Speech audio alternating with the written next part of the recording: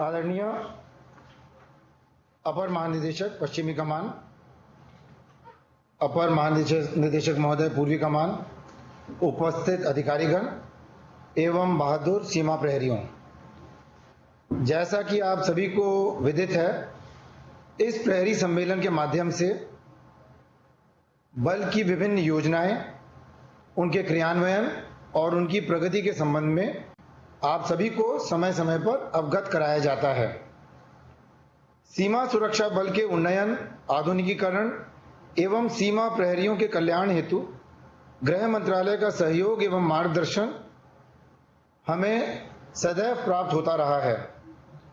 हाल ही में माननीय गृह मंत्री महोदय ने भी सीमा सुरक्षा बल के विभिन्न क्षेत्रों का दौरा करते हुए सीमा प्रहरियों का मनोबल बढ़ाया है। इन दौरों के बारे में आप सभी ने पढ़ा होगा तथा इसकी जानकारी भी आपको होगी कि माननीय गृह मंत्री जी द्वारा दक्षिण बंगाल सीमांत में मैत्री म्यूजियम की आधारशिला रखी गई तथा 6 फ्लोटिंग बीओपी और बोट एम्बुलेंस को कमीशन किया गया। उत्तर बंगाल में विभिन्न क्षेत्रों का दौरा कर माननीय गृह मंत्री जी ने सीमा प्रहरियों के साथ समय व्यतीत किया। गुवाहाटी सीमांत में पूर्वी क्षेत्रों के लिए एक अलग से सेनवॉस्टो की आधारशिला भी रखी गई। साथ ही उन्होंने गुजरात सीमांत में कोस्टल पुलिसिंग की राष्ट्रीय अकादमी का दौरा कर वहां के कार्यों का जायजा लिया। गृह मंत्री जी के दौरों से सीमा सुरक्षा बल के कार्यों को और गति मिली है। विगत महीनों में हम सभी ने बहुत मेहनत करके बल की जिम्मेदारियों को अंजाम दिया है। विशेष तौर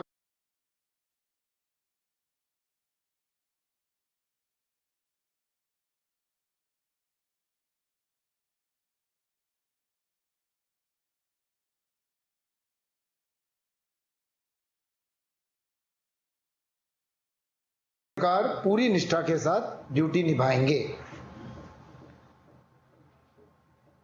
कुछ महत्वपूर्ण योजनाओं को बल मुख्यालय के विभिन्न निदेशालयों द्वारा प्रारंभ किया गया है।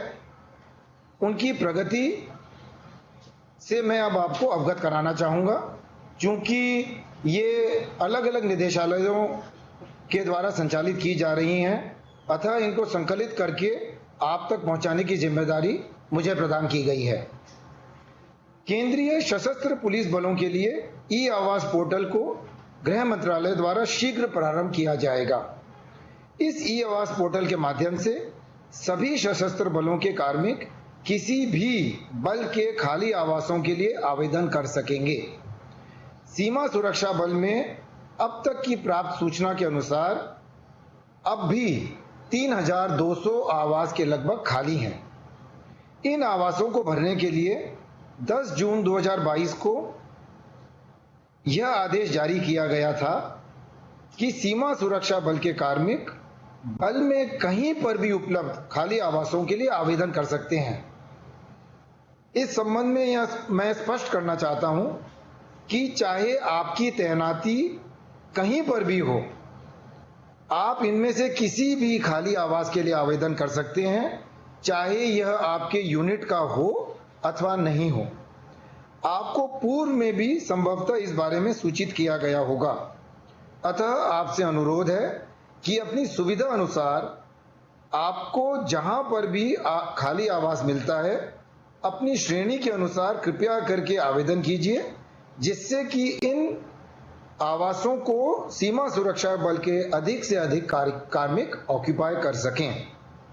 आवेदन का कार्य कृपया 15 जुलाई तक पूर्ण कर लीजिए। प्रशासन निदेशालय तथा आईसीटी निदेशालय से आग्रह है कि खाली आवासों की जानकारी तथा इनके संबंध में आवेदन की प्रक्रिया अति शीघ्र कृपया प्रत्येक कार्मिक तक पहुंचाएं। बल में कार्यरत समस्त कार्मिकों को आयुष्मान कार्ड की कैशलेस सुविधा की जानकारी उपलब्ध कराई गई है। बल के अधिकतम कार्मिकों एवं उनके परिवारों के आयुष्मान कार्ड वितरित किए जा चुके हैं। जिन कार्मिकों को कार्ड प्राप्त नहीं हुए हैं, उनके लिए संबंधित कमांडेंट अथवा सुपरवाइजरी अधिकारी कृपया बल मुख्यालय में प्रशासन निदेशालय को पूर्ण सूची भेजें। इसका मतलब यह है कि कृपया आपके क्षेत्राधिकार में जो भी अभी कार्मिक या उनके परिवारजन आयुष्मान कार्ड से अभी तक वंचित हैं, कृपया उनकी सूची संकलित कीजिए और 30 जून तक ये सूची कृपया करके प्रशासन निदेशालय को पहुंचाइए, ताकि प्रशासन निदेशालय के द्वारा इस संबंध में जो भी कार्रवाई की जानी है वो की जाए। कार्ड के एक्टिवेशन में हो रही समस्या के निदान के लिए बटालियन स्तर पर ही कार्ड के एक्टिवेशन की व्यवस्था की गई है। अतः आपसे अनुरोध है कि आप अपने तथा अपने परिवार के कार्ड को जल्द से जल्द एक्टिवेट कराएं, अन्यथा आवश्यकता पड़ने पर आपको इस सुविधा का लाभ नहीं मिल पाएगा। यह भी जानकारी मिली है कि कुछ राज्यों के कुछ शहरों में कार्ड से इलाज कराने में समस्याएं आ रही हैं। ऐसे कार्मिक अपने राज्य एवं शहर का नाम लिखकर अपनी बटालियन या सुपरवाइजरी कार्यालय के माध्यम से कृपया प्रशासन निदेशालय को 30 जून 2022 तक सूचित करें, ताकि इस संबंध में भी आपको सहूलियत प्रदान करवाई जा सके। यह देखने में आया है कि हम में से कई साथियों के सर्विस बुक अपडेट नहीं है। इस कारण से सेवा संबंधी लाभों से भी हमें वंचित रहना पड़ता है। साथ ही रिटायरमेंट के समय सर्विस रिकॉर्ड को अपडेट कराने में हमें काफी मशक्कत करनी पड़ती है तथा उसमें लंबा समय भी लगता है। बल मुख्यालय द्वारा यह निर्णय लिया गया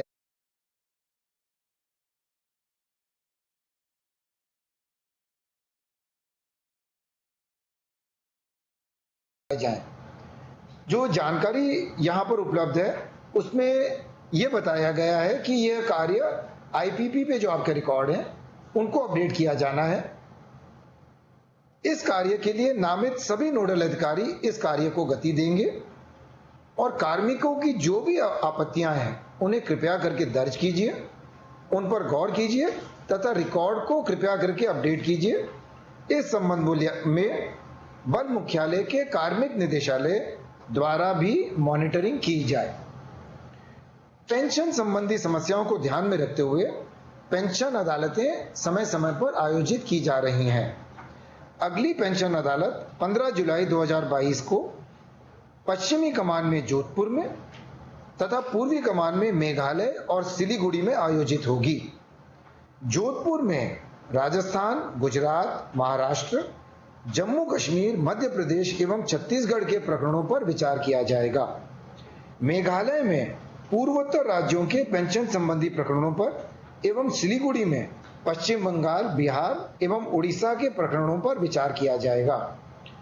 पेंशन अदालतों में पेंशन तथा फैमिली पेंशन के संबंध में पेंशन का रिवीजन, एनओके के नाम में परिवर्तन, अविवाहित फैमिली पेंशन के संबंध में निर्धारण, पीपीओ में नाम परिवर्तन, पेंशनर की मृत्यु के बाद पेंशन प्रदान करना आदि विषयों पर कार्रवाई की जाएगी। इस संबंध में जो आदेश जारी किया गया है उसमें विस्तार से किन किन विषयों पर पेंशन अदालत में कार्रवाई की जाएगी इसकी जानकारी प्रदान की गई है। आपकी जानकारी में कोई भी साथी ऐसे हों जिनको पेंशन संबंधी कठिनाइयों का सामना करना पड़ रहा हो तो कृपया उन्हें इस संबंध में जानकारी उपलब्ध कराएं कि वो पेंशन अदालत का अधिक से अधिक लाभ उठाएं। यह भी प्रयास किया जा रहा है कि पेंशन अदालत वर्चुअल माध्यम से भी आयोजित की जाए, अतः यदि कोई निर्धारित स्थानों पर नहीं जा सकते तो वर्चुअल माध्यम से भी इन अदालतों का लाभ उठाया जा सकता है। सीमा सुरक्षा बल के कार्मिकों के बच्चों की पढ़ाई तथा कोचिंग की अच्छी व्यवस्था उपलब्ध करवाने के लिए स्कॉलरशिप की व्यवस्था भी अलग अलग मदों में जारी की गई है। इसके संबंध में जानकारी सीमा सुरक्षा बल की वेबसाइट से प्राप्त की जा सकती है।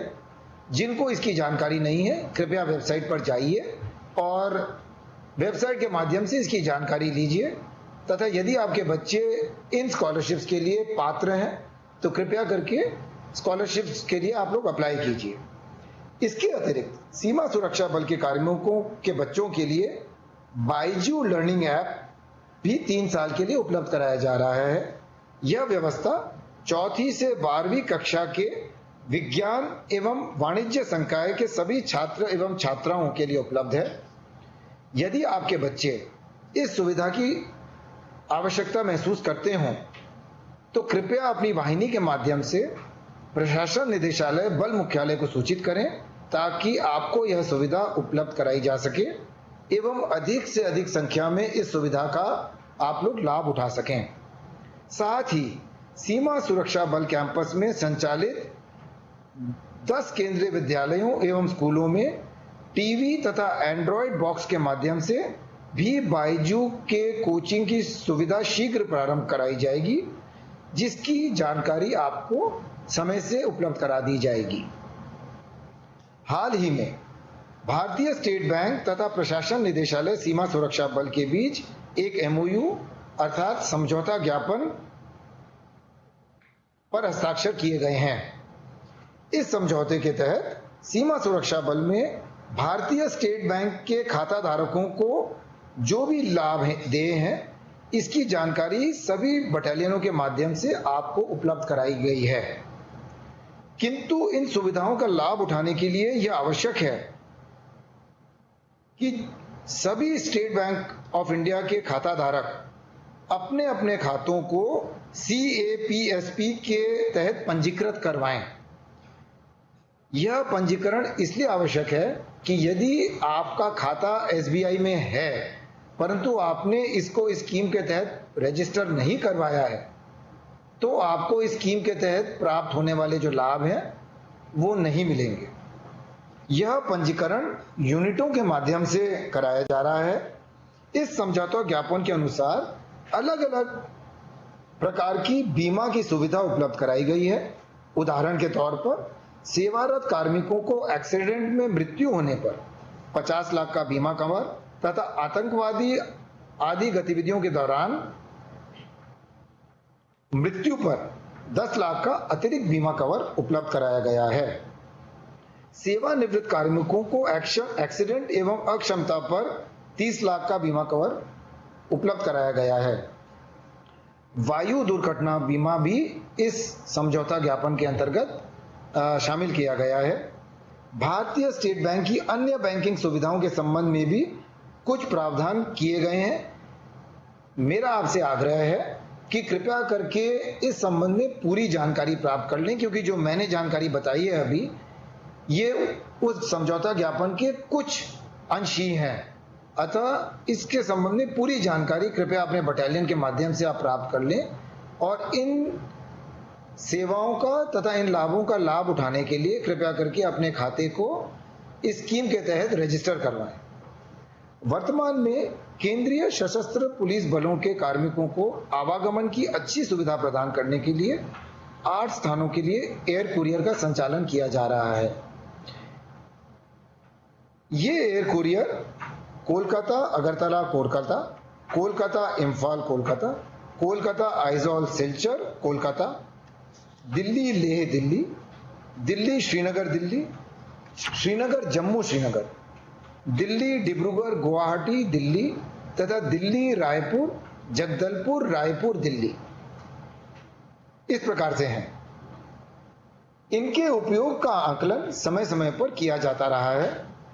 आकलन पर यह पाया गया है कि दिल्ली रायपुर जगदलपुर रायपुर दिल्ली की जो एयर कुरियर सेवा है उसमें निर्धारित संख्या में कार्मिकों का आवागमन नहीं हो रहा है, जिसकी वजह से इस सेवा को जारी रखने में आगे कठिनाई आ सकती है।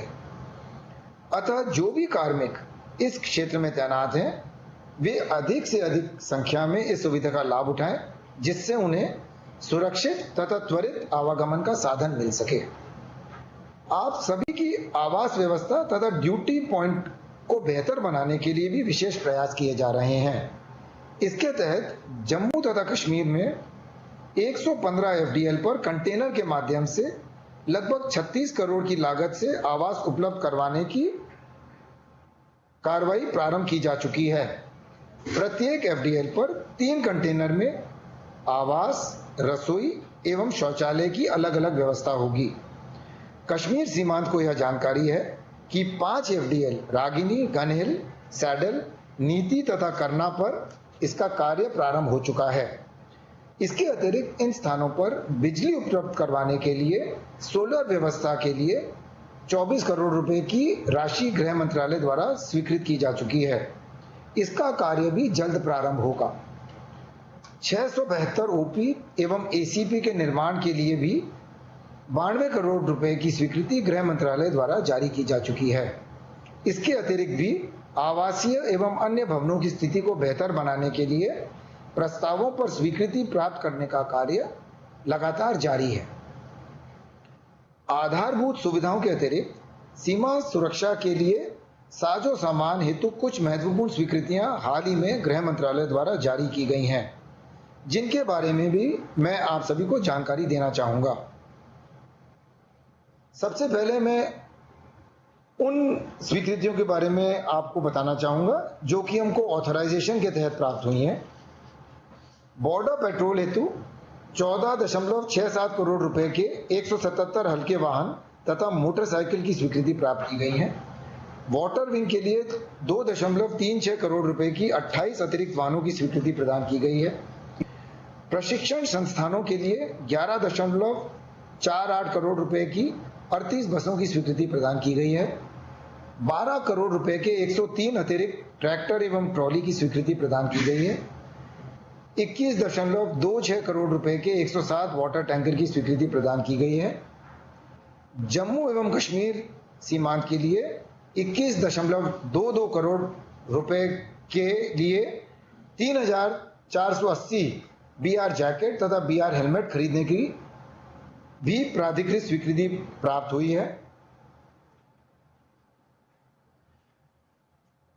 लोरोस HHTI HHMD की खरीद के लिए भी प्राधिकृत स्वीकृति प्राप्त हुई है। इनके अतिरिक्त 21,300 बीआर हेलमेट खरीद कर फील्ड फॉर्मेशन को वितरित किए जा चुके हैं। 31.8 करोड़ रुपए के 546 HHTI की खरीद की वह स्वीकृति प्राप्त हुई है। वाटर विंग के सुदृढ़ीकरण हेतु 461 करोड़ रुपए की आधारभूत संरचना की योजना भी स्वीकृत की गई है। ओखा गुजरात में national academy of coastal policing स्थापित करने के लिए कार्य द्रुत गति से चल रहा है। इसके अलावा भी समय समय पर आपके जो भी आवश्यकताएं होती हैं उनकी जानकारी आपके सीमांतों के माध्यम से बल मुख्यालय में प्राप्त होती है, जिनको संज्ञान में लेकर यहां पर बल मुख्यालय के द्वारा गृह मंत्रालय को समय समय पर इसके संबंध में अप्रोच किया जाता है, जिसके परिप्रेक्ष्य में जो मैंने पूर्व में आपको बताई उसकी स्वीकृतियां जारी हुई हैं। इसके अतिरिक्त जैसे मैंने पहले कहा, पूर्वी क्षेत्र के लिए एक और सेनवेस्टो स्थापित करने का कार्य तीव्र गति से चालू है। 6 फ्लोटिंग बीओपी और बोट एम्बुलेंस को भी कमीशन किया गया है। प्रत्येक फ्लोटिंग बीओपी की लागत लगभग 38 करोड़ रुपए है। दक्षिण बंगाल सीमांत में मैत्री म्यूजियम की स्थापना का कार्य भी प्रारंभ किया जा चुका है। ट्रेनों में आरक्षण के लिए IRCTC के माध्यम से ई टिकट की सुविधा प्रारंभ की गई है। इससे रिजर्वेशन तथा टिकट बुकिंग सुविधाजनक हो गई है। हवाई यात्रा टिकट बुक करने के संबंध में योजना को अंतिम रूप दिया जा रहा है। इसे भी शीघ्र प्रारंभ करने के प्रयास हैं। इससे आप सभी को हवाई यात्रा के लिए बुकिंग करने में सुविधा मिलेगी। वर्ष 2022 में गृह मंत्रालय ने सीमा सुरक्षा बल के लिए वृक्षारोपण के लिए 20 लाख पौधों के रोपण का लक्ष्य रखा है। इस पावन कार्य को पूरा करने तथा निर्धारित लक्ष्य को प्राप्त करने के लिए हम सभी की भागीदारी इस कार्य में अत्यंत आवश्यक है। हम सभी को इस पावन कार्य में पूरे मनोयोग से शामिल होना चाहिए तथा हर सूरत में इस लक्ष्य को पूरा करना चाहिए। यह भी सुनिश्चित किया जाए कि पूर्व में जिन वृक्षों को लगाया गया था उनकी देखभाल भी लगातार सुनिश्चित हो सके। माह अगस्त 2022 से दिसंबर 2022 के दौरान कई प्रकार की आउटडोर गतिविधियों का एक कैलेंडर सभी फील्ड फॉर्मेशन को जारी किया गया है। इसके तहत बैंड का प्रदर्शन, motorcycle rally, dog show, marathon दौड़, साइकिल रैली, एडवेंचर स्पोर्ट्स, सांस्कृतिक कार्यक्रम तथा अन्य कार्यक्रम भी आयोजित किए जाएंगे। इनके अंतर्गत दिव्यांग योद्धाओं की सहभागिता भी महत्वपूर्ण एवं आवश्यक है। यह आशा की जाती है कि हम सभी इन कार्यक्रमों के बारे में जानकारी रखेंगे तथा इन कार्यक्रमों में बढ़ चढ़कर हिस्सा लेंगे। इन कार्यक्रमों का उद्देश्य आम जन में सीमा सुरक्षा बल के बारे में जागरूकता उत्पन्न करना, सीमा सुरक्षा बल में भर्ती होने के लिए युवाओं को प्रेरित करना तथा देश के नागरिकों से बेहतर सामंजस्य साबित करना है। आपसे पुनः आग्रह है कि इन कार्यक्रमों के बारे में पूरी जानकारी प्राप्त करें तथा इनमें अधिक से अधिक संख्या में भाग लें। यदि आप में से इनमें से किसी भी इवेंट में भाग लेने की इच्छा हो तो आप अपना मनोनयन फ्रंटियर में जरूर करवाएं, जिससे अधिक से अधिक संख्या में सहभागिता सुनिश्चित की जा सके। लगातार ड्यूटी में सुधार तभी संभव है जब हम सभी अपने काम के संबंध में प्रशिक्षण को महत्वपूर्ण स्थान दें। हम सभी को इस संबंध में विशेष ध्यान देना चाहिए। साथ ही नियमित व्यायाम एवं योग आदि के माध्यम से हम सभी को अपने स्वास्थ्य के बारे में ध्यान रखना चाहिए, जिससे हम सब स्वस्थ एवं सबल रहें। सरकार की ओर से सीमा सुरक्षा बल को भरपूर सहयोग एवं समर्थन मिल रहा है। इसलिए हम सब की यह जिम्मेदारी है कि हम सब सरकार की अपेक्षाओं पर खरा उतरें और लगातार इस बात के लिए प्रयासरत रहें कि सरकार की अपेक्षाओं पर हम खरे उतरें। हम सभी को अपने कर्तव्य के प्रति पूरी तरह समर्पित रहते हुए अपने संगठन की छवि एवं गौरव को बनाए रखना है। अंत में महानिदेशक महोदय की ओर से मैं आप सभी को तथा आपके परिवारजनों को उत्तम स्वास्थ्य एवं उज्जवल भविष्य के